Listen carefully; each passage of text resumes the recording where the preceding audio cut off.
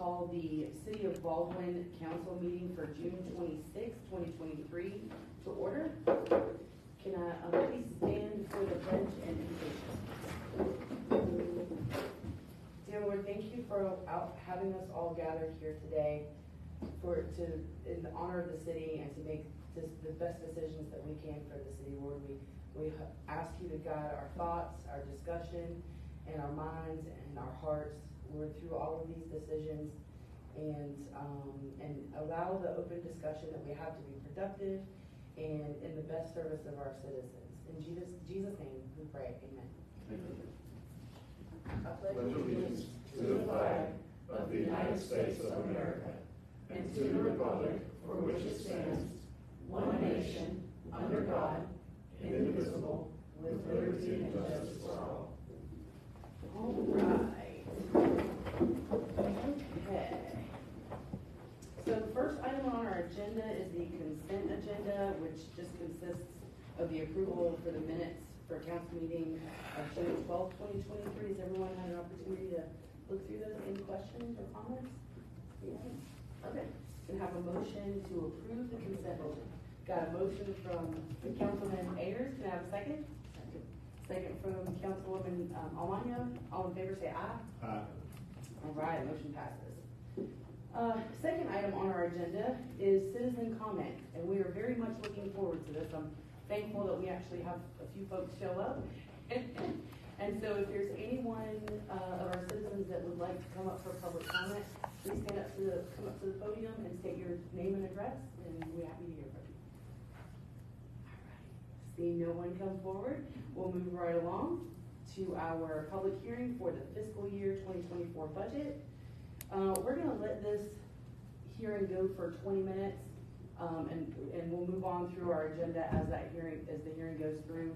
During this 20 minutes, people are free to come and step up to the podium and ask their questions, make their comments, any suggestions.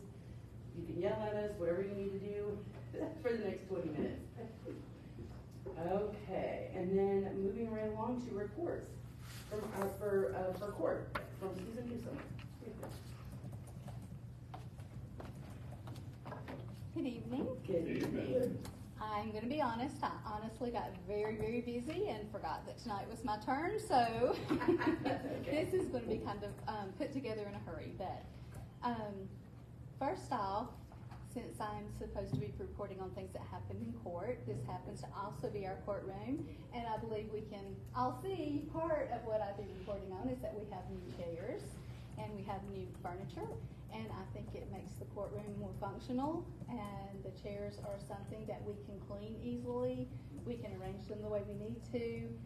This morning there was 30 chairs in here for people to sit in. This afternoon there's 65, not counting the media chairs, and we have 31 back there waiting to be brought out if they're needed. So I think that's a step in the right direction since our court has gotten bigger.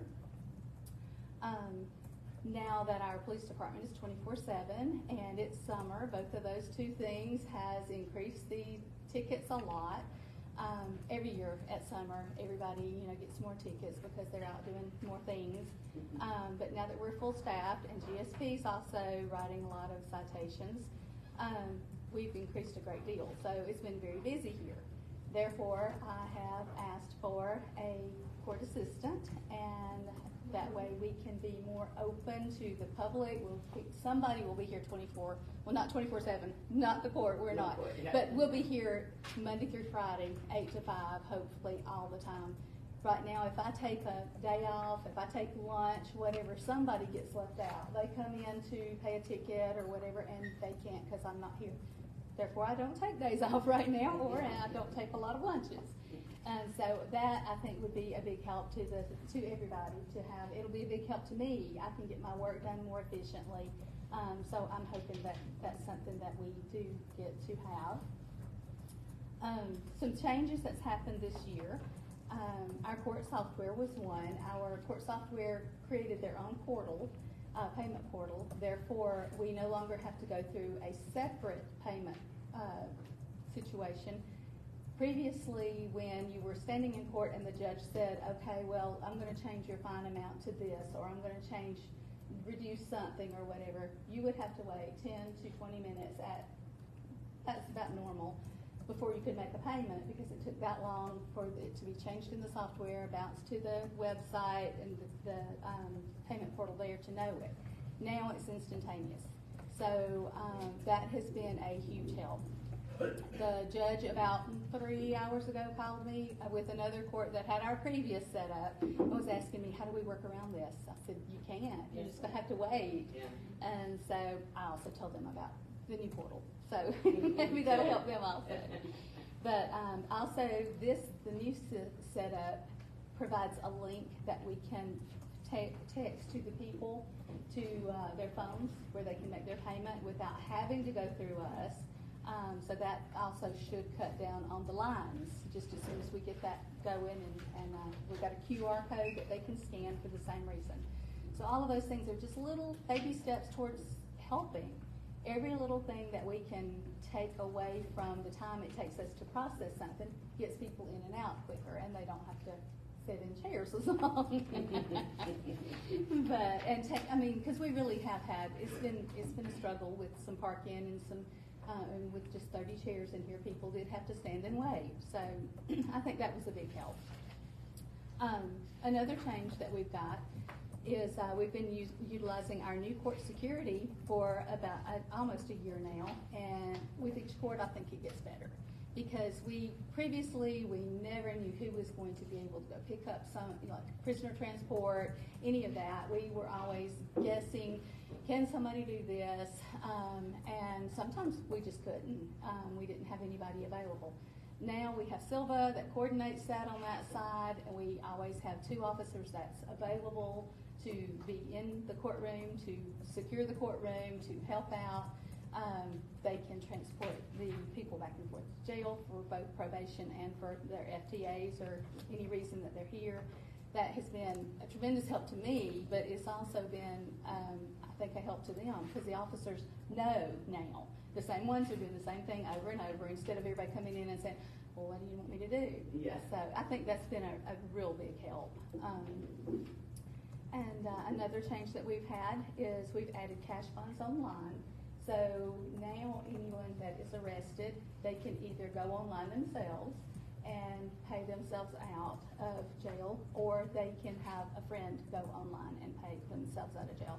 And that way they don't have to wait for someone to be available here, or they can do that 24/7 at any time.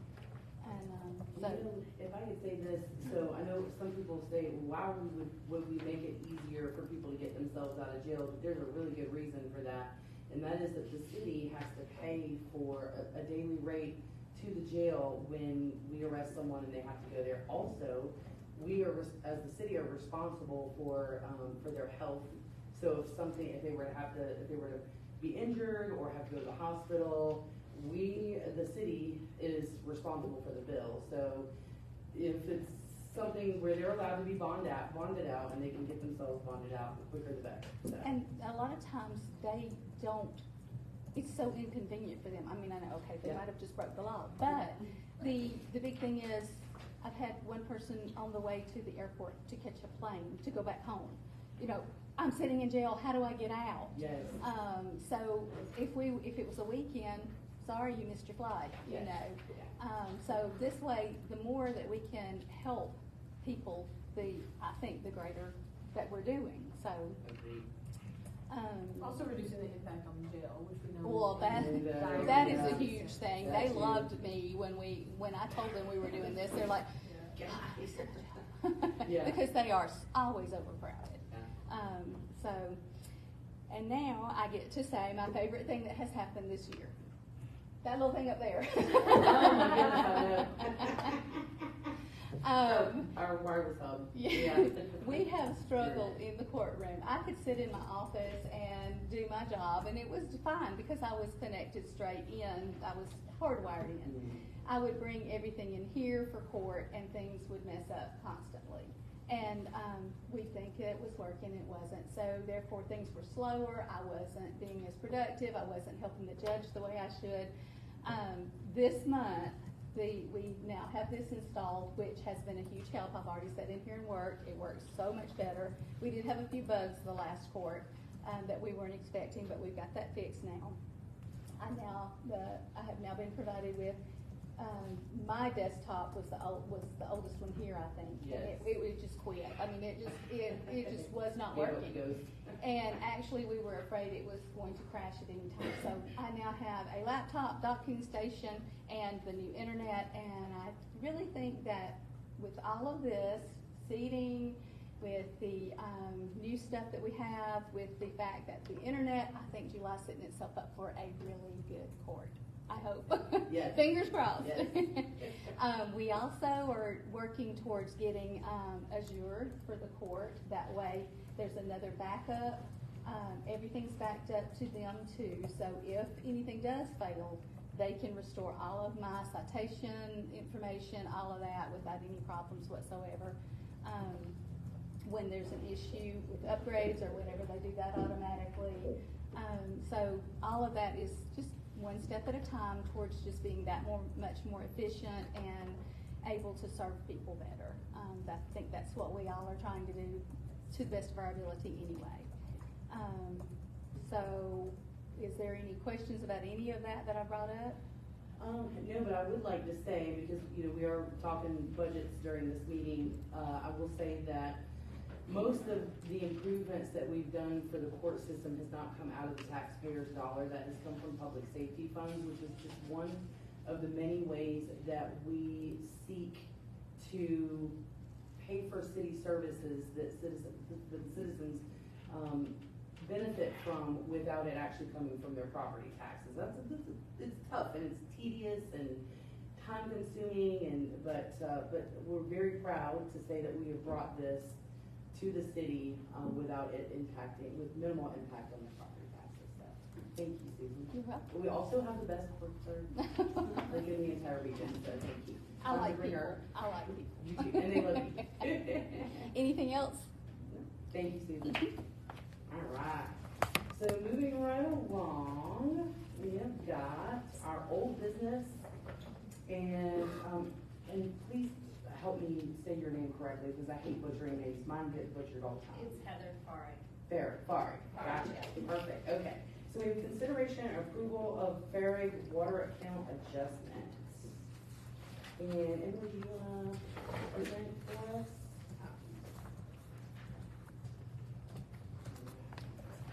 Good evening.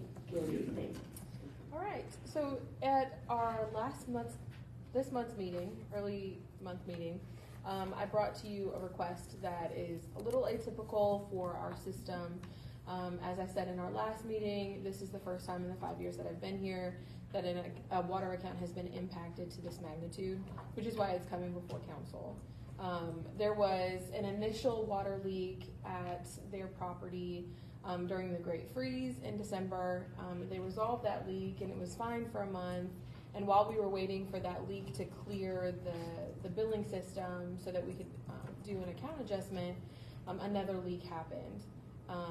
And it was in the middle, I think it was in the middle of March or April, forgive me, it's in your timeline.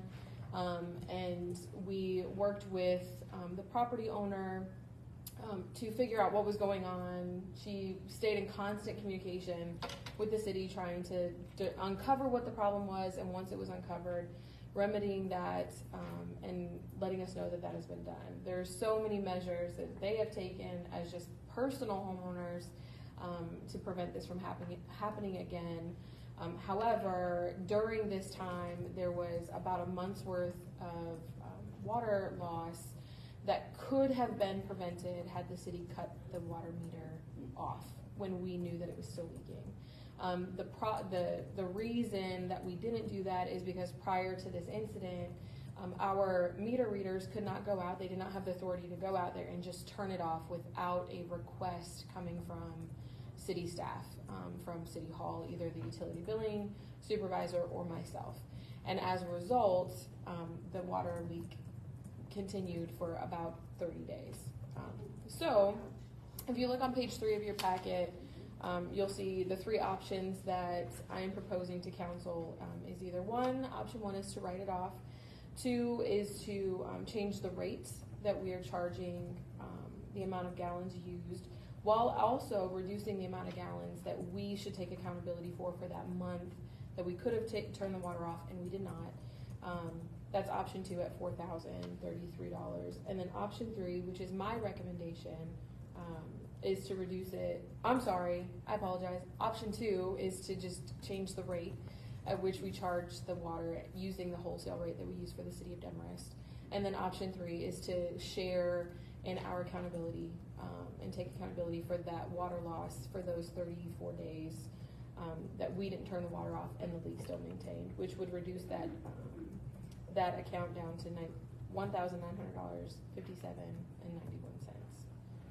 I think that's everything. She is present tonight if you would like to ask her any questions. She did. I told her I would tell you that she did attempt to come to the last meeting. She went up to City Hall and we crossed paths, and I didn't turn around and encourage her to come here. But she did want to be here. And you were sitting there all by yourself. I was actually there for an hour eating Burger King, thinking I was early. Oh, yeah. And I did see her go out, and I sat there, and I didn't want to walk in. I walked in, and I walked up, and the door was locked. I'm like, what just happened? Yeah. And I saw everything on there. I'm like, old business. I haven't even been here yet. Oh, no. So I would not want to I be have been called. talking to Emily and emailing since February. Yes. I mean, constantly trying to figure out, and even going there, we didn't know there was a leak. It was under the driveway. It wasn't like it was bubbling up. You could not see it. You Right. didn't know it was there. Yeah. We actually had to have a guy come out with like Sonar thing. something to do that. And since, I mean, we kept all our receipts to show what we've done, and being that we're not there all the time to prevent it, we knew they could put like a Bluetooth thing on there now Yeah. to see if there's a leak.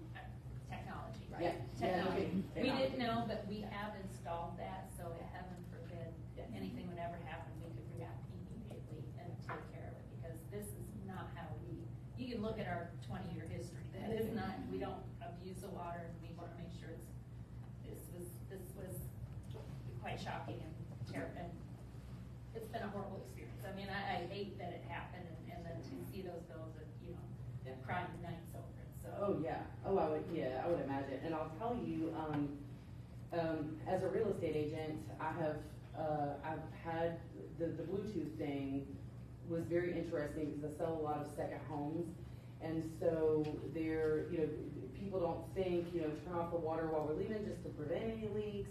And depending on how long you're gone, you may not want your water to be off that long because then your pipe starts Well, we have deteriorating. somebody that comes once a month Yeah. to go around and check, and I Yeah. mean, if you're going around and you can't see See it, anything precisely. and there's nothing Mhm. happening, I mean, they didn't think anything of it, and then when Emily sent them out for the box The black reading. box.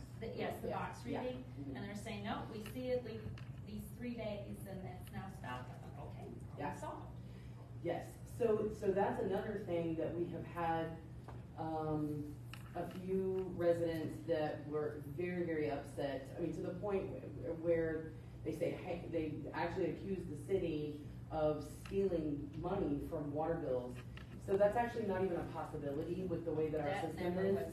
No, I know, but trying to convince someone that when you have a leak in the ground, no, we live in the mountains, this is not, the lowland part of the state. So there are underground aquifers, there are underground rivers, and that water, you will not and it doesn't matter if it's 50,000 gallons, you may not see any evidence of that until your bill comes, because it's leaking down into the ground, and it can be intermittent. It doesn't have to just be a constant thing. And in the layperson's mind, they think, oh, well, how can it be intermittent? It just can be. And if you're not a plumber or something like you don't understand, and we try to do the best we can to explain. So yes, intermittent, and it's in the ground. We don't know anything until the meter reading comes out.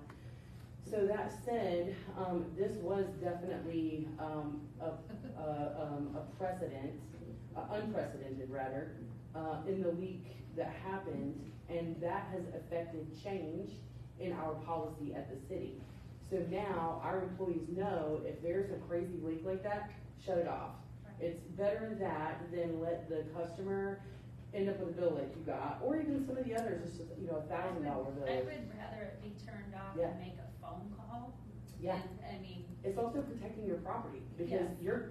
I would rather make a phone call and say, hey, I have water, where'd it go? And you Yeah. tell me it's turned off. Yes. And I can get a technician to turn it back on. I would, Yeah. I mean, that would have been fantastic. Yeah, because your driveway collapsed, right? Yes, it did. Yes, so not only is it protecting the city's asset and the water that we produce and protecting the environment, because you don't wanna waste water, but also it's protecting the customer's property. So we also had another resident during the Great Freeze, they weren't home during the holidays, and they came home January 9th, their 33,000 gallons went through their property. Now, their insurance is, we were waiting for we got the last bills, their insurance is gonna pay for it. So I meant to ask, and I didn't think so, the insurance, so. Believe me, I've gone, Yep. I have asked every question. Yes, yeah. Possible, and we have full insurance, and they Yeah. were saying because it came from the meter to the house, Yes. it's not part of the insurance. We even tried for the driveway. Yeah. I mean, I have like every Yeah. receipt, every Home Depot, every Lowe's, Yeah. trip, everything. And so insurance is kind of funny, so that particular, customer, their insurance would not pay for the broken pipe, which was the cause of the damage. So they fixed the rest of the house, they're remodeling the whole first floor of their home, but they're not actually paying to fix the plumbing. So insurance is a little wacky like that, so, but I did wanna ask if you had asked your, because, we need to ask That's the that. first question we have. Yes, yep. And then the last thing that I would like to say is that when I was a council member and looking at the options, the first thing is, okay, well, at least pay for the water that passed through the meter at that rate, because the city had to pay for it to be produced. However, the city failed in turning that off, so we can't rightly ask you for something that was incumbent upon us to make sure that didn't happen in the first place. So, when I was a council member, I probably would go for option 3, which I think is the fairest, because it leaves your responsibility as well as our responsibility. And I'm sure there will be citizens that will be unhappy with the fact that, that the city is paying for that water to be produced. However, again, it did affect change that is going to produce that, and that's the best that anybody can do. When something happens, okay, what did we do wrong? And let's change that so that it doesn't happen again in the future. So it's tuition money. We've learned. So my council yells at me for being long-winded and making the meetings go long, so I'll leave it to council now. You guys have any questions? No, all the questions have been answered that I had. Very good timeline and recording of the events, which I think is also important for the record as well. Okay, well, I'm going to ask for a motion to reduce the bill for Ms. Farrig to the $1,957.91 to settle the account. Can I have a motion? I'll make that motion. Okay. Can I have a second? A second from Councilman Ayers. All in favor, say aye. Okay, all right. Motion passes unanimously. Thank you, everyone. Mrs. Farrig, thank you very much. I appreciate the consideration of this Absolutely. matter, and we're gonna take it care of as soon as possible. Well, we will always remember this. Honey, so will I. I know. Excuse me, I mean. Yeah, no, you're good. You're good. It's okay. I bet. So, well, thank you, everyone. And also, to the citizens, we know that we have changed this and that this will not be an issue in the future. So, all right, moving right along. We have got our consideration and approval of the fiscal year 2024 water rates.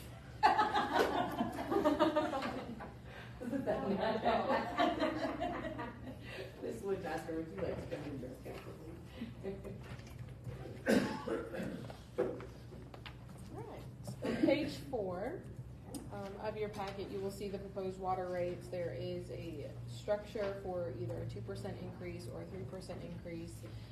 I will remind everyone, for those of you who weren't here at the last meeting, the reason that we do have to go up on our water rates is the majority of it is that we have a bond, that we sign covenants, that we would increase our water rates, in proportion with our daily operations and maintenance expenses for our enterprise system. And there's a couple of different ways for us to achieve that. It can be based on population, but what happens if there is no population increase? How do you impact, or how do you adjust the water rates to accommodate the increase in operations and maintenance expenses? So typically, the way that the bonds covenants have it written is that we anticipate a 5% growth every year. So if our population doesn't grow by 5%, then the difference is made up for by the increase in the water and sewer rate. So in this instance, we grew 3%. Our customer base grew by 3% of this last year. And the recommendation from the city is to go, you have the option of either going with 2% to accommodate that 5% increase, or 3% to cover any ancillary costs that may come forward in the next fiscal year. That is a decision for council to make, though. I wanted you, if you look at that chart, you'll see it's just an increase to that dollar amount per tier. It increases either 2 or 3% per tier for the number of gallons that are in that tier. So it is gradual. I do know that some people get frustrated when they look at their water bill and they say that they use 6,000 gallons, and then they go to the tier that says 6,000 and think that that's what they're being charged. But it's incremental. So you start at the bottom. The first 2,000 is this rate. The next 4,000 is this rate, and so on and so forth. And it's built that way. The tiers that we have is to encourage water conservation, which my family refuses to do. But anyway, so we're always at the highest tier. My bill is always $150 or more before trash. But Ms. Woodmaster, can you tell us like a brief little snippet and how? Because we've had some people say, well, how do you arrive at the water rate? Well, we don't just pull it out of thin air. There's actually a formula. Can you tell us just a little bit? Sure. Without getting too deep into the weeds, Yeah. It is based on the value of our assets. So our water treatment plant, as well as our raw water intake system, our wastewater treatment plant, as well as our entire distribution system. So every time you see somebody fixing a leak, that's an asset in the ground that they are fixing. So all of that, the value of that asset is taken into consideration, along with the prior year's annual maintenance and operation costs. So what does it cost to run your plants? What does it cost to distribute and collect? And what is needed? I mean, we all know, we've talked about this a lot here, that it costs, we spend a lot of money on chemicals to treat water and wastewater. So there's a significant cost there, and those costs only rise, right? They went up quite a bit too.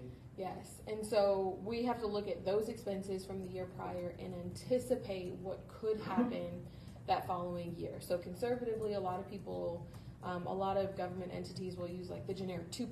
We're going to go up 2%, or we're going to go up 3%. Well, we at the city have started going by the Consumer Price Index and determining, what is the trend and how do we need to increase our costs based on the industry standard. So, for example, I think Scott, our public works director, a month or so ago came in and said that, a stick of pipe used to be $10 and it's now $19.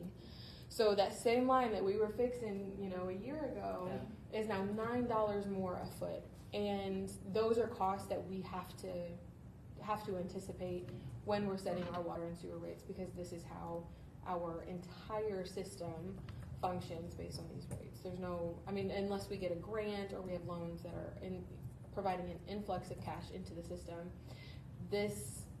how we charge our customers is our operations and maintenance expenses and costs for the year.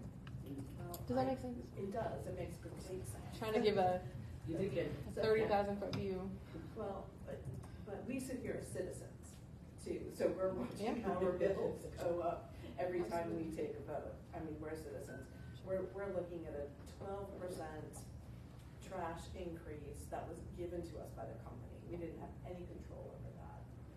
if we don't have to go to the 3% this year, and I understand our guys are in the holes on the road fixing the pipe, I mean, I would recommend that we don't go past the 2%. If we have a 3% growth and we can get away with a 2%, I can hold it at 2%. I really personally don't want to go to the 3%. So, I don't even wanna go to the 2%. but by the bond covenant, we have to. I mean, Call the unless, bonds is what that looks they'll like. call the bonds, Yeah. and we can't have that happen. And so last year, we had a large increase because we hadn't been doing what we needed to do. That's correct. So we don't wanna get in that situation again, but frankly, you know, it's been a lot in a couple of years. Yeah. So, I mean, my recommendation would be we don't go past the 2. Yeah, I agree with that, and I'll tell you, so one thing, since we have a few people participating with us today, I will tell you that we also, as a part of all this, have something called system connection fee. So anyone who comes to build or build or develop, whether it's developers or individual household owners, when you come to develop here, you're not going to do it on the current citizens' backs. So you pay the system connection fees because that's the impact that it makes on our system. That gets put away in a little pot for when major upgrades or repairs or things like that. It is, let it be known that we have a lot of older water lines and sewer lines, and it is especially troublesome going down the mountain into Banks County because of the gravity that involves and the pressure, and it's popping gaskets and screws and whatever else is in there. And it wasn't until 8 years ago that the council approved the pressure reducing valve project, so that those valves, slowed down the velocity of that water. Yeah. Just 7 years ago. So just know that, in being good stewards of being fiscally responsible and being good stewards of the system and to our citizens, just know that we do make sure that when people have an impact on the system, that they're paying for that impact, so that existing folks are not. So anyway, we have a proposal for the 2%. So Can we just do an add-on as Checkbucket Mountain part of our system? Yeah. This is also why you can't compare the price of water here with the price of water in Cornelia, or the price of water in Demers. With very different topography, very different kinds of systems, and very different needs. So people will come to us and go, well, I'm in Cornelia and I'm only paying 3 cents per gallon. Apples and kumquats. Exactly. Yeah. Exactly. So that's an important part of the conversation is, our role again is educating the residents, and that's yeah, it is. Also the type of customer that you have. So in places that have huge industry users that are buying a significant amount of water or sending a significant amount of waste, it offsets what the individual residential user is paying for. So that is something else to consider as well. No rate is created equal in water and sewer because there's no way that you can mirror another system and have it look identical. Maybe in the Midwest, but definitely not here. Yeah, everybody's water comes out of the ground. Everybody's it's flat. That kind of thing. Treated the same way. Yeah. Well, I sign checks every week. Yeah. And I know what we're paying for chemicals. It's a lot. And I sign the checks for the pipe, and I know what our guys are doing, but this is not the year to go past it. I agree. Okay. Well, that being said, can I have a motion to approve for the fiscal year 2024 water rates at only a 2% increase instead of the 3%? Well, so moved. I have a motion from Councilwoman Almayer. Can I have a second? Also. I have a second from Councilman Venter. All in favor, say aye. Aye. All right, motion approves unanimously. Thank you, folks. I don't want any increase. I know. More population. All right, yes, we need more, send them, so that's one of the things about economic development. I know last year when we were talking about the budget, we referred to slices of the pie. So if you got more slices of the pie, depending on how thick they are, we're talking industrial, commercial users are using more and paying at that higher tier, so they make it for the residential users that less. So, you know, anybody that wants to set up for business, City Hall's just down the road, we're ready for you. And we love you and we need you. Okay, so moving right along, consideration and approval of the Chief Administrative Officer contract. I kind of feel guilty about asking our Chief Administrative Officer to come and talk about our contract. So I will take that, unless you want to, I will take that on. I think we sort of beat it to death at our last meeting, but in case you were not there, or didn't see the online, our Facebook live video, I will say that Emily has been with the City of Baldwin for almost 5 years now. When she became Chief Administrative Officer, she was put into that position, and she was willing to take on the challenge, but at that point, she was only our city clerk. I say only because that's a humongous responsibility. And when we moved her, not long after we moved her into the Chief Administrative Officer position, which she was also serving as city clerk, we, in our budget talks, realized that we could not afford the finance director position that we had taken on 2 years prior. Melanie was with us for 2 years. She did a fantastic job. We couldn't afford it, and she knew that because she was our finance director. But she secured herself another job in another town that could afford that, and those responsibilities were again shifted onto Emily. We were concerned about Ms. Woodmaster, and we said, hey, what are we gonna do? She said, it's okay, we're gonna get through this. With Team Baldwin, we're gonna get through this. And we did, quite well. And we've had 3 audits now under or is it 2? 2 audits, 2 successful clean audits that have come through under Emily's leadership. So I say all of that because also finance director was also human resources. So understand all 50-ish of our employees, when they've got something going on with their insurance or something needs to be changed with their payroll, you got, maybe child support or this or that, all of that has to go, onboarding and offboarding, all has to come through Emily. Also, any kind of performance reviews, anything that you can think of as far as that deals with human resources also falls on Emily's shoulders. So we got a little nervous and jerky because we've got all of these positions that are falling on one person. God forbid she runs out and gets hit by a bus. I know we don't have any buses here, but trucks, whatever. But if something were to happen to Emily, these folks right here that you're looking at have to go to City Hall and sit and try to figure out how to do her job. Not gonna happen. So we also, over these last 3 years, have been saying, Emily, we need to pay you more. Emily, we need to pay you more. And the answer has always been, I'm sorry, I hope I'm not embarrassing you. But the answer has always been, I'm okay, let's take care of everybody else first. Because there have been, all of our departments, we just have been trying to make it. And the folks that we have, because of their love, the love for their city, a lot of them are residents themselves. But the culture that we have here in the city is very warm and close. And that's the reason they stuck around. But that's not gonna let them, that's good people to have, right? Because typically, like I said last week, you pay peanuts, you get monkeys. That has not been the case with us. And so our people deserve to be paid commensurate with their duties. So we listen to Emily and say, okay, we'll leave you off. We are not accepting that anymore. So we're already having a pay study for our general fund employees. Now, when we say general fund employees, we're talking general fund is funded by taxpayers.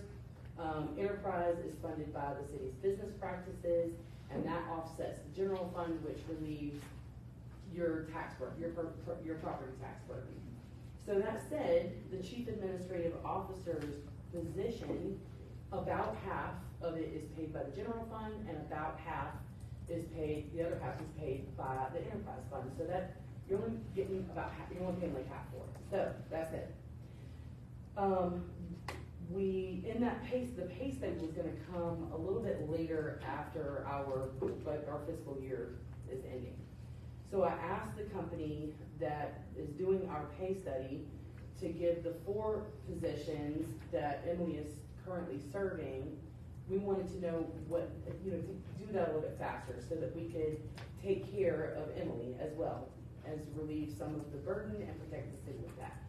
So pay study came back for Chief Administrative Officer, also for City Clerk, for a Finance Director that would also handle, Human Resources, and then also I'm having a brain fart. No, I'm sorry. So I apologize. So really it's 3, but it's 4 because Finance Director includes Human Resources, right? So just for Chief Administrative Officer, and this is not talking about everything else that the Chief Administrative Officer does. This is just her position as the CAO. Low end was $85,000. Emily right now is at $65,000. So we were already paying her $20,000 below what the lowest market. Middle of the road was $106,000, and I believe the top tier is $130,000 and some change. Council is proposing $104,000. That $104,000 is not. I want to make sure that this is very clear because media was asking, well, what if you hire this position or hire that position? What we are proposing is only for Chief Administrative Officer. She just happens to help out with the other stuff for the goodness of her heart. We are also proposing that in this budget that we have a city clerk that's going to take a humongous chunk of Emily's responsibilities away from that. So, it also leaves the city in a much more secure position because if something were to happen to the Chief Administrative Officer, then we've got somebody who can stand in just like what had happened was. So just understand that the $104,000 is for only Chief Administrative Officer. Also that said, we did the pay study. I did some calling around to our other our sister cities here in Habersham. And that said, please understand that the pay study was not based on just the cities that are within the county. These are cities that have similar population, similar budget responsibility, also similar employees, yes, and services, because that's very important. Most cities that have our population don't have near the services that we have. So we have fire, police, we've got water, wastewater, public works, road department, we've got courts. So those are all we have all the services of a larger city, just not the money of the larger city. So we did, but I did my own poking around, and as far as the contract is concerned, the contract is much shorter. I know a lot of people were upset about the county manager's contract. There was a lot of discussion and arguments and dissatisfaction over the county manager's contract. That said, this is very similar to the city of Cornelius, who I feel did a great job. Very plain language.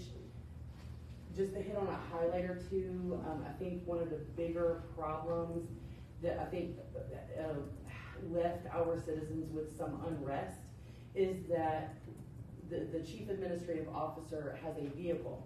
The way that the contract reads is that it is for personal use. Now, I'm going to distinguish the difference between personal and private.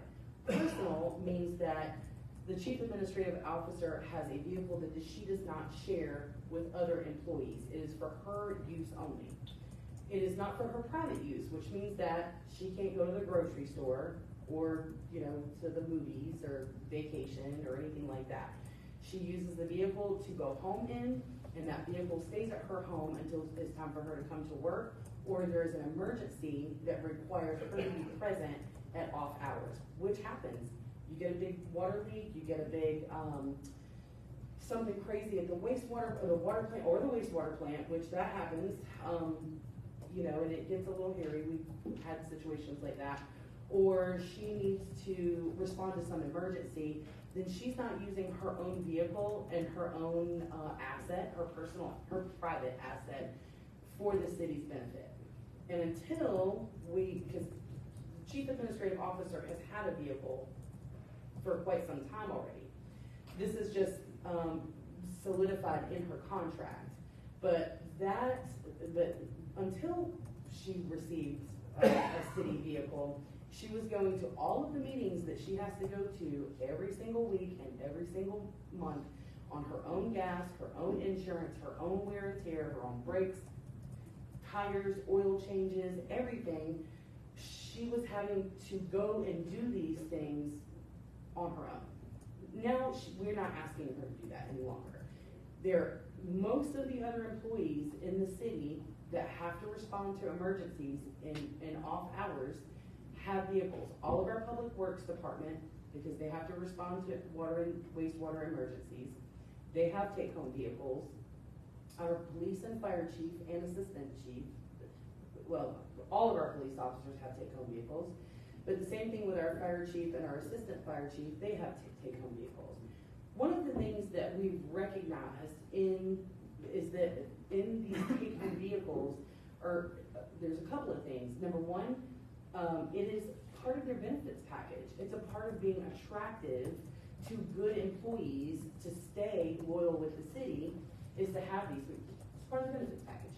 The other thing is that we've noticed that our employees take way better care of the city's assets when it's the one that they drive around. They want to be proud. They're not going to be the employee that has trash and smokes in their vehicles and, you know, rips them apart, because they don't care. There's some ownership there.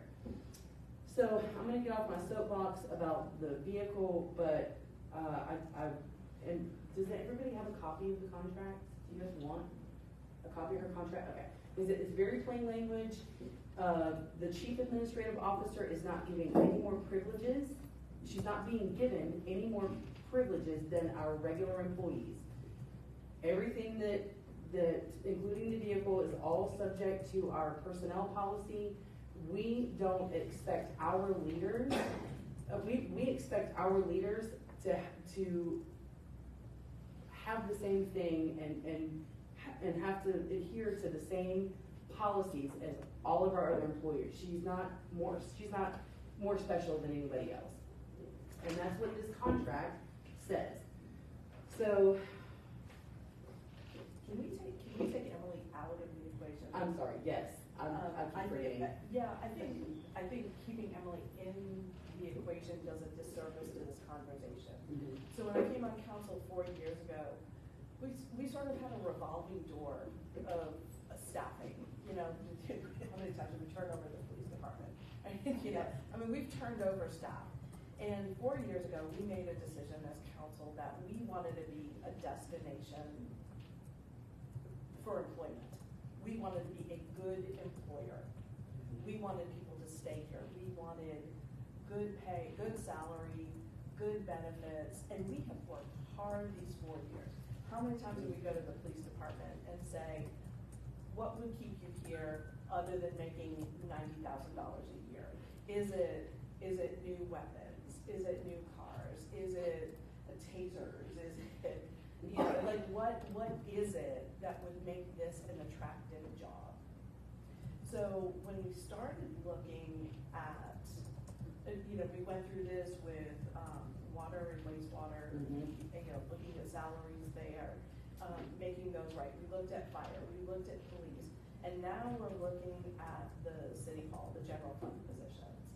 And what we discovered through the salary study is that the salary for this position was antiquated, it was outdated, there was never a previous wage study done for these positions.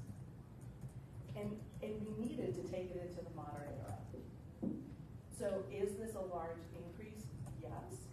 Is it less than the median that was presented to us in the wage study? Yes. is it less than the chief administrative officer of Demarest makes for a smaller population with fewer services? Yes. So I think we're still being really good stewards of the money for this position. I mean, you did your homework, I did my homework, I looked at Lula. We're under Lula. What is Lula at $150,000? $150,000. Cornelius $131. Yeah, and Demarest is at 110. So still, we're under other municipalities who are smaller than we are, with fewer services. So it is very important that we think about the recruiting and retention of good candidates in every position. And if the person who is in this position now were to leave us, there's no way that we would get a qualified, certified candidate for this amount of money. So it's incumbent upon us to make sure that we have a salary range that continues to make us a destination city for work. So taking Emily out of the equation, you know, she just got her CPM, we're really proud of her for that. But if she were to leave us, if she were to be hit by that proverbial bus, we could never staff this position at the current salary level. Not at 65,000, and not even at 85. Demarest just went through, going through their. Yeah, as they changed city over manager. from one city Yeah. manager to another, they realized that the compensation that the previous city manager was making was not enough. And they had to up their game as well. Mhm. So it is a lot of money. I've never made that much money in my life. No, It me is a either. lot, but I also never had that responsibility. Yes, me either. Yeah. We have a part-time council, a part-time mayor. This is the person who 24/7 gets all the calls, who answers, you know, the same way that police and fire answer when there's a water break. This person knows. So I see the salary adjustment as fair and reasonable compensation for this position, exclusive of whoever holds it. I mean, she might tell us tomorrow she's leaving. Please don't. Well, but that's her prerogative, but it still needs to be this, Yeah. I agree. right? So this salary is fair and reasonable, it is current to the expectations that we have, that somebody has advanced degrees, advanced certifications, the same way our water folks are certified. Yeah. You know, that we are looking to be a city of certified employees. Our police, our fire, they have that additional training. And we would look for that in a city manager too. So for me, it's recruiting, retention, you know, currency. We are within the salary spend range. Yes, I agree. Do we have any other discussion? Okay. I am going to ask for a motion to approve let me just wait 1 second. I will say also that this contract is not a multiple year contract. It is up every year for review.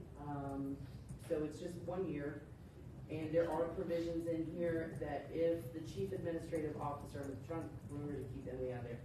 If the chief administrative officer is asked to leave the city without cause, she is due, I'm having another brain fart, the, just go into your, get what? Severance, yes. I'm gonna get this right, so I'm gonna go here. Okay. So I wanna make sure that everyone understands.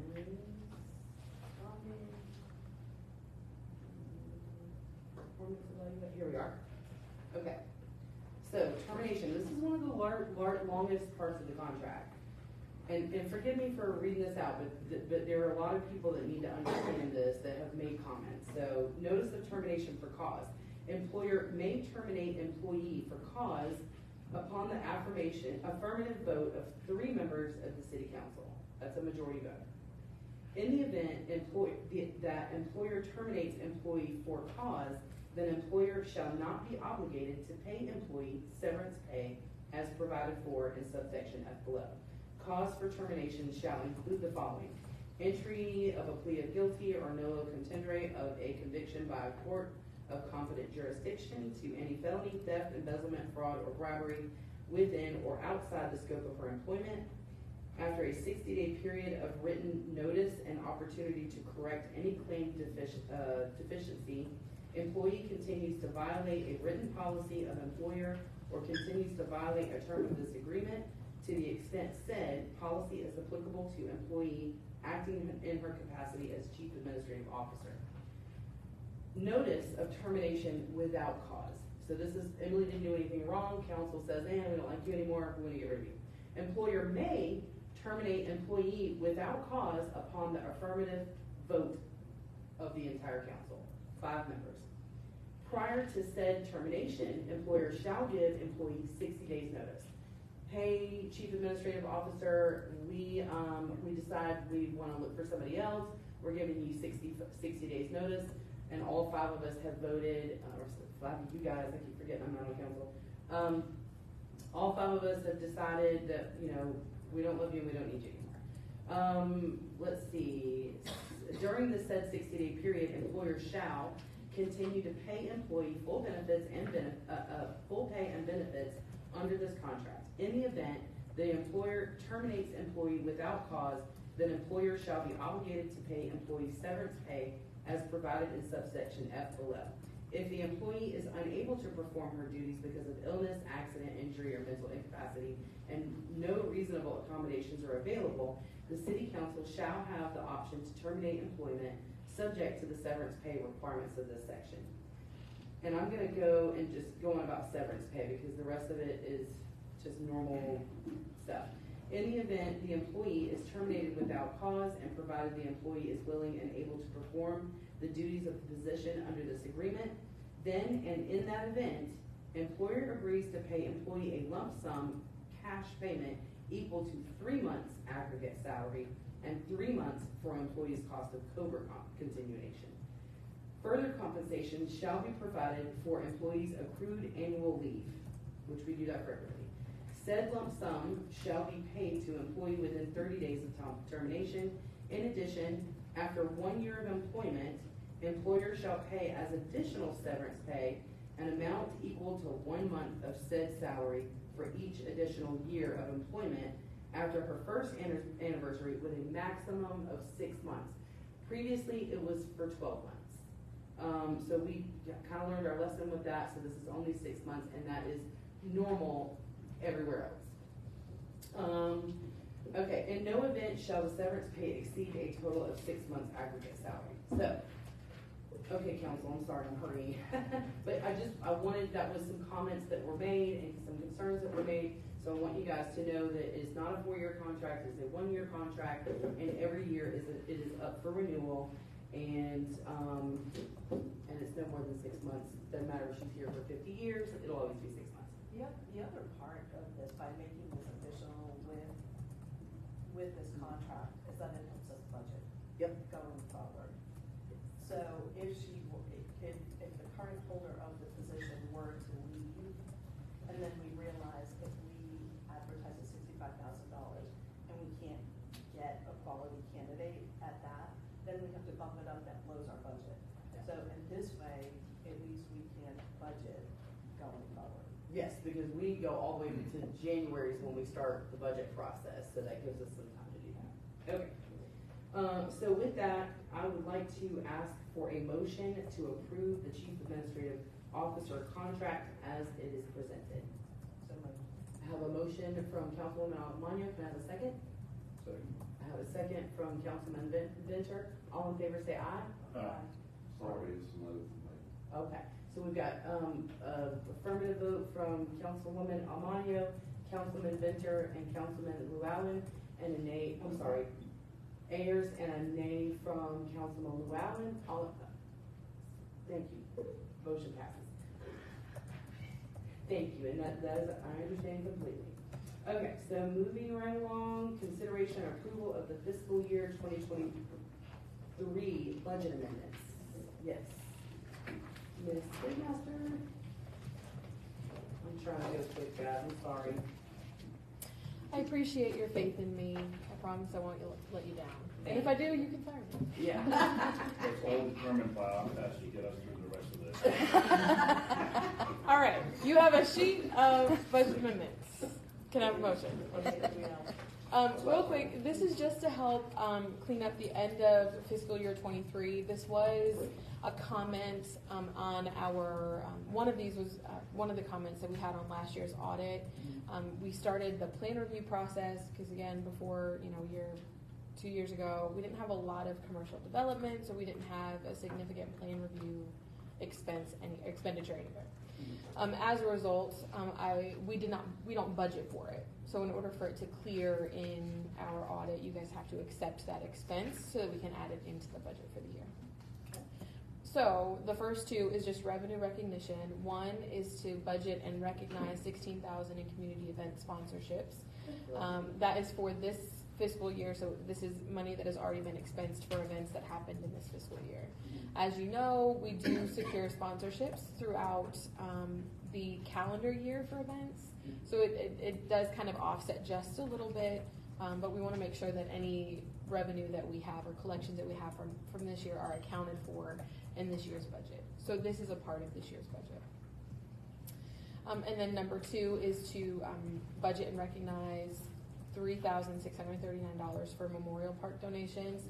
This is a direct expense, so this money came in for the stone or the commemorative stone for Officer Flores, and then we paid it to the vendor. So this is just a pass-through from the city, but again, we want to acknowledge that we had a part in that transaction. And then the two budget amendment requests below, the first one is what I was just referring to a moment ago. This is for our plan review expenses. This is, again, a direct expense that we charge to the developer. It is a pass-through cost. We have a fixed cost, we have a fee schedule, however many hours it takes our consulting engineers to review that, that's what's passed on to our developer. So for this year, we have $16,400 anticipated in expenditures. The reason I say anticipated is because we do get billed a month after it happens. So our anticipated expense for June that won't hit our account till July is included in that cost. So I don't have to come back before you at the end of July to account for another expense. So that is what we anticipate, and we feel confident with that number.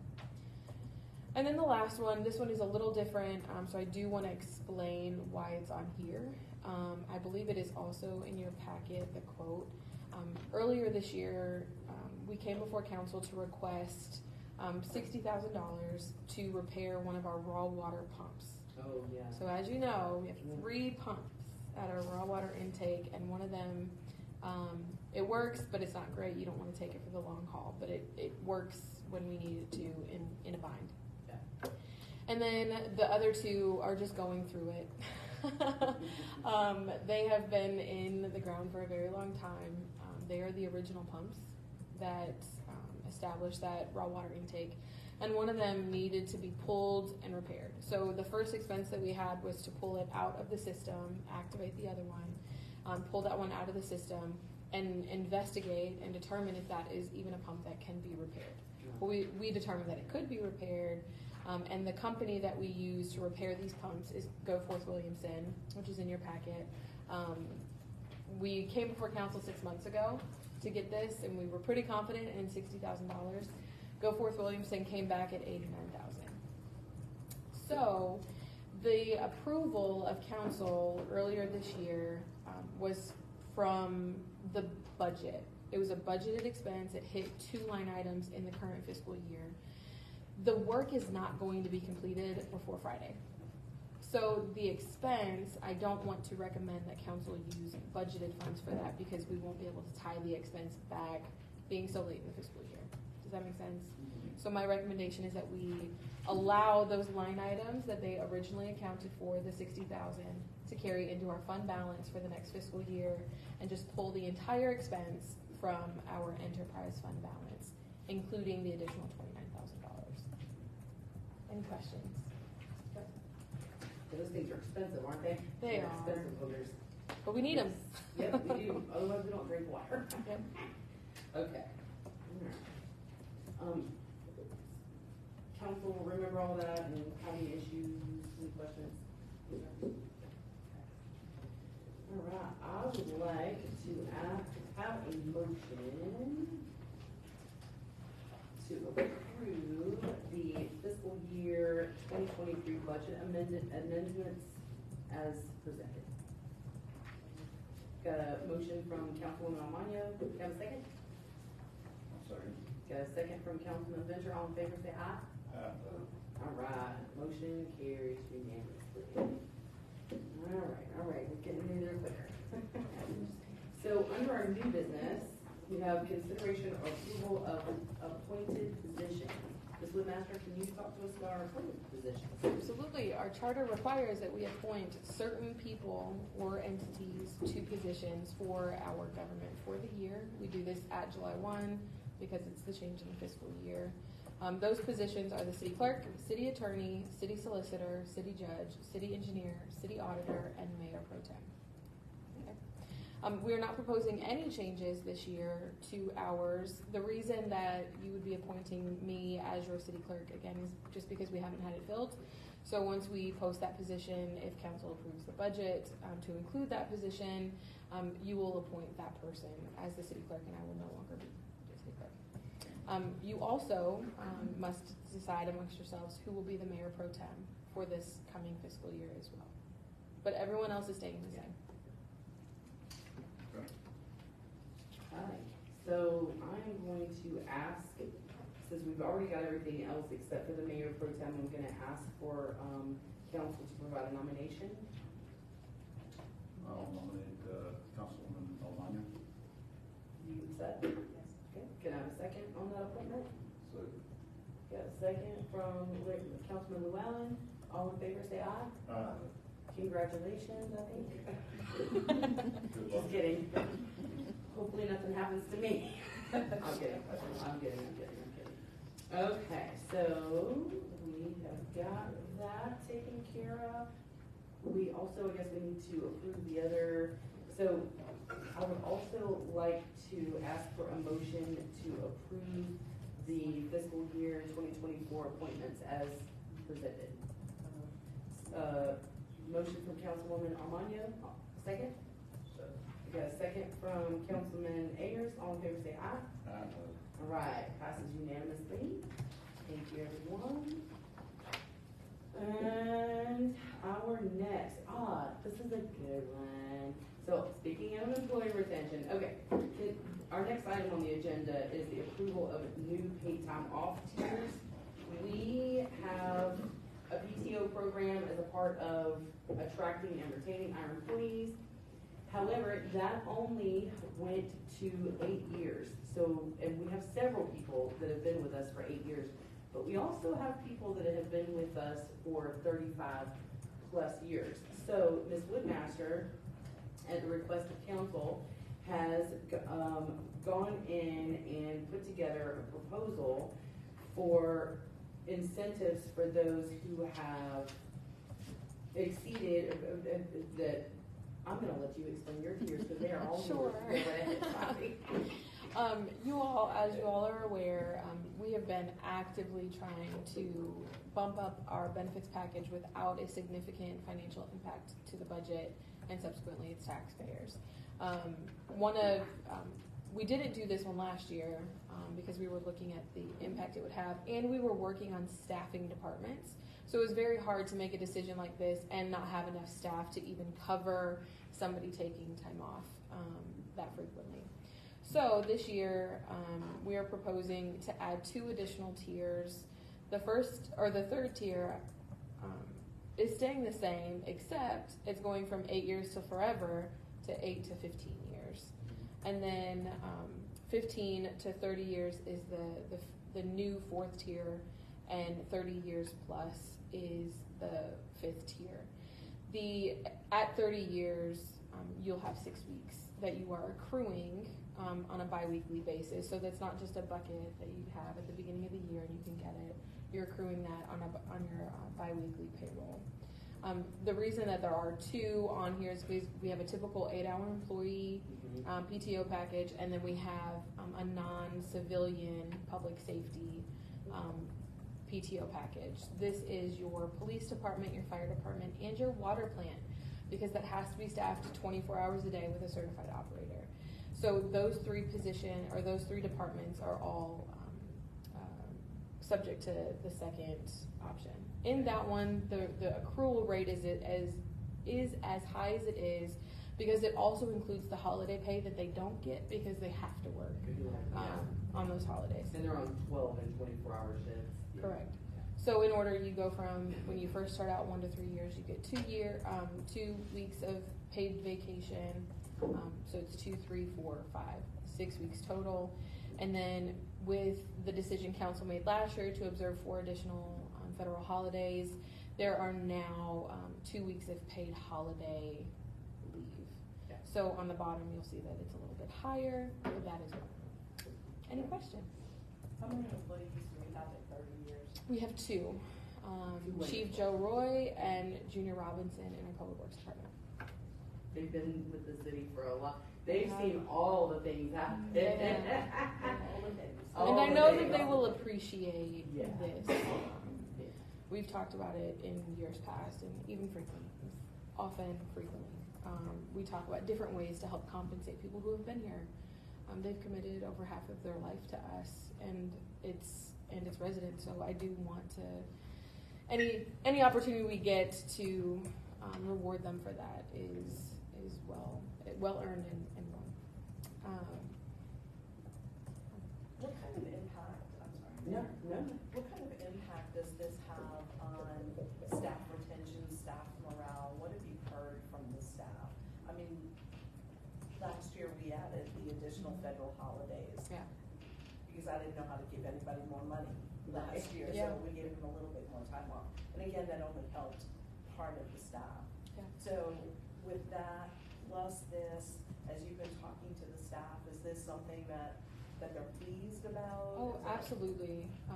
I made sure with all of our department heads before we brought this before council that every department can absorb this impact, because they know who's in their department, how long they've been there, and what it looks like should somebody earn 6 weeks of paid vacation. When will they take it?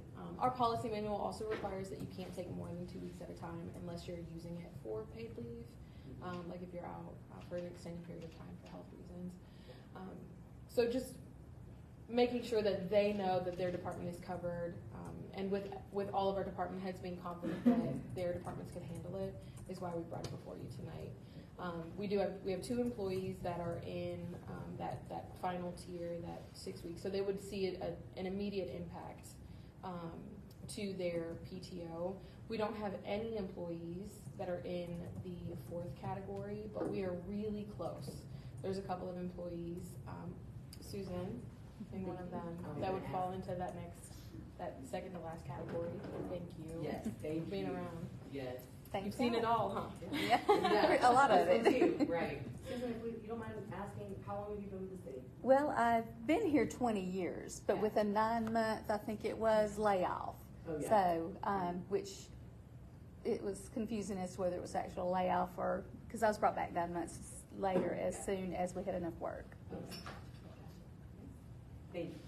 And then we have about 9 employees. In the next year, we'll have 13 that will cross into that third tier. That's exciting. That's good. I think that's great. You know, your comments, somebody that's been with the city for 8 years, which is a significant time to be with any job, it is, still a little bit different than 10 or 30 years, or 20 or 30 years, so, you know, so we wanna make sure that recognition. Well, and you've made an effort to help folks with advanced training. Yeah. You know, and if we're going to make that effort, I love the fact that they want to commit back to the city. Yeah. So we'll forego training money, but Yes, that's another thing, there's no training or travel budget for council and mayor whatsoever, except for newly elected officials that have the required, training that they've got to take. State required, excuse me, yeah, state required training. You know, it's prioritizing. Okay, awesome, I'm gonna throw it out there, can I have a motion to approve the new paid time off tiers as presented? I've got a motion from Councilman Venture, can I have a second? Got a second from Councilman Llewellyn, all in favor say aye. All right, passes unanimous, congratulations guys. It's effective in a week. That's awesome, okay. So last thing under new business, we've got consideration approval of our FC sanitation contracts. I'll keep it short and sweet. There's no changes to this contract other than the increased rate, the second half of the 24% increase that was proposed 2 years ago. Yes. So that is in there. If you want to flip over, I believe it's on page 5. Oh. Yes, on 5. It is $14 a month for commercial and residential 95-gallon carts. For those who don't know and are listening, we do offer house-side service. So if you have a family member that is not able to move their cart to the road, you can be put on a list where the driver will come up to your home and get your can. I know that gets missed and we don't advertise it often. Most of the people that use it have been on it for a long time, but that does exist. So if you have someone in your family that, you know, you're driving out there every Wednesday to pull your grandma or grandpa's can out, we can do that. It is an additional fee of $5 unless you are documented disability and incapacitated, and then we waive that cost. It's a pass-through cost from FC Sanitation to the end user. And then the other cost is just the city containers that we have, the front loaders. We have one at our water plant, our wastewater plant, our public works department, and then here at police and fire. It's right in the middle. So those costs went up as well. Not 12%, but they did go up $5. And then, yeah, any questions or discussion? All right, I'm going to ask for a motion to approve the FC sanitation contract as presented. I have a motion from Councilwoman Almaño. Can I have a second? Second from Councilman Llewellyn. All in favor say aye. All right, the motion passes unanimously. The next item on our agenda is an executive session for personnel. But those are often long, and we're gonna not make media have to sit here and deal with it and wait for us, or you guys, unless you want to. There won't be anything after that other than just adjournment. But I am gonna go ahead and give us the announcements. Before you do the announcements, do you want to do a final call on the public hearing? Oh, yes, thank you for reminding me. I appreciate it. That's why you make the big ones. Okay, so I'm gonna go ahead and do would anybody like to come up and talk about the budget whatsoever? Any comments? I've also, as we've been sitting here, I have been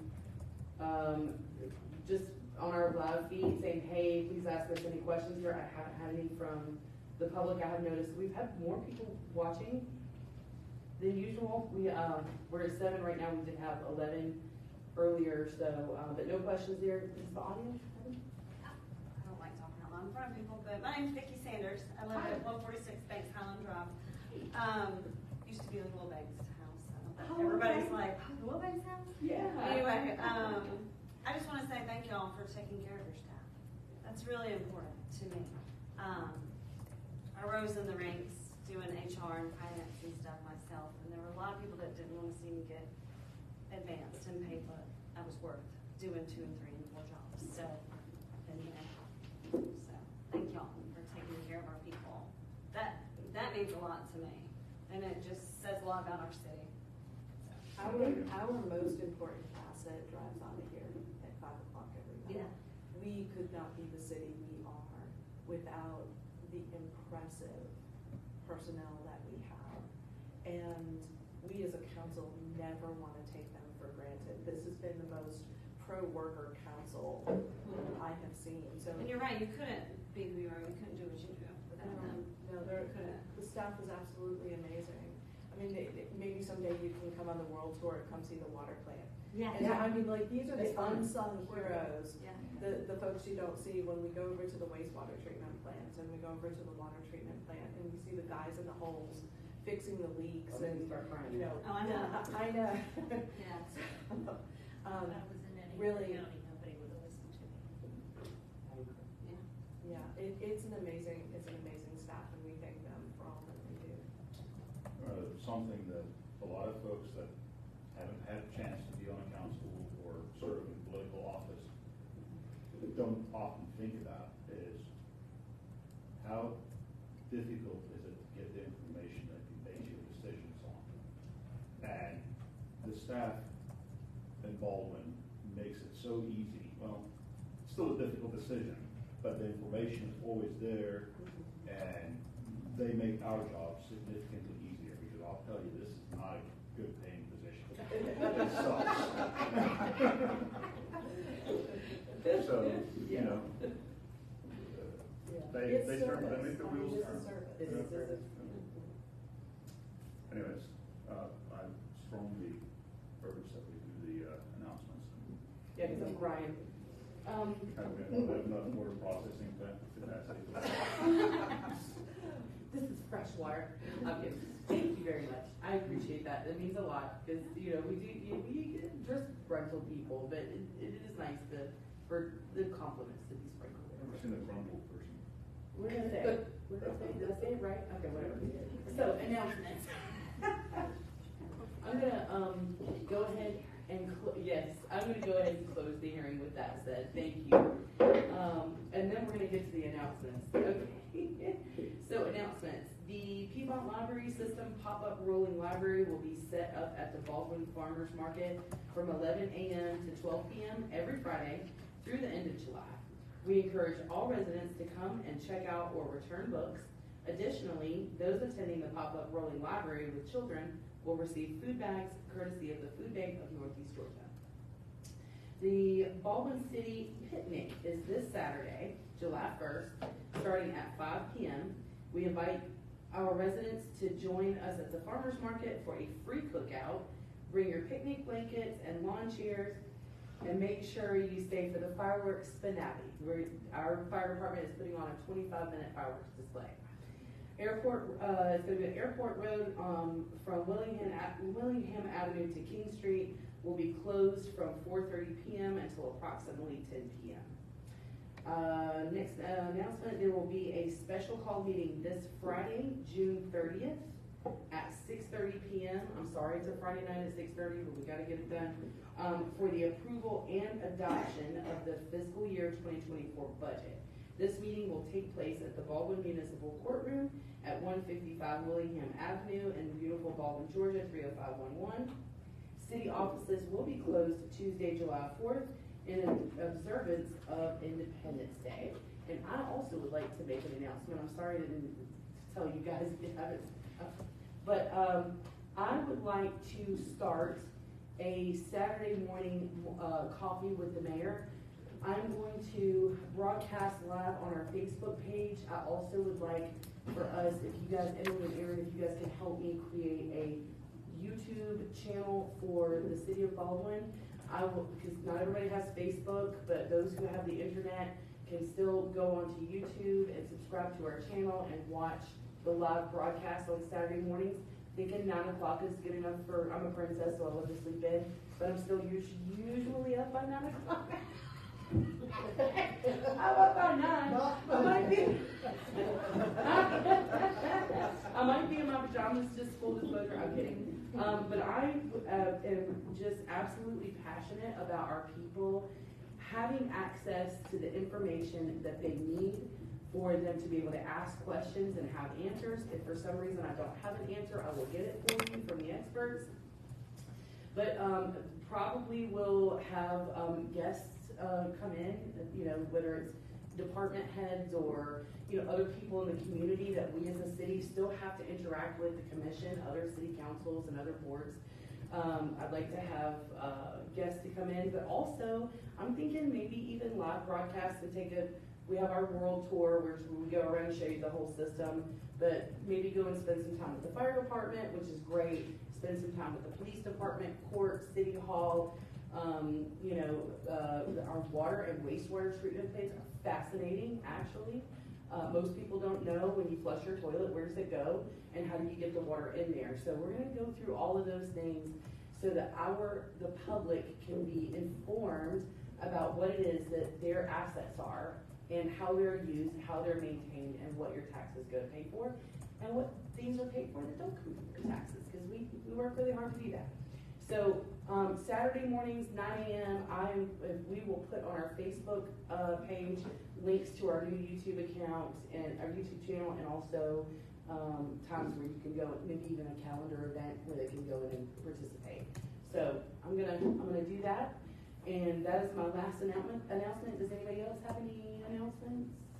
Staff, council? No? All right, I'm going to ask for a motion to enter into executive session for personnel. The motion is from Councilwoman Almonte. Can I have a second? Second from Councilman Ayers. All in favor say aye. Oh, why am I doing that? Okay, so anyway, okay. Thank you guys, have a good one. Okay.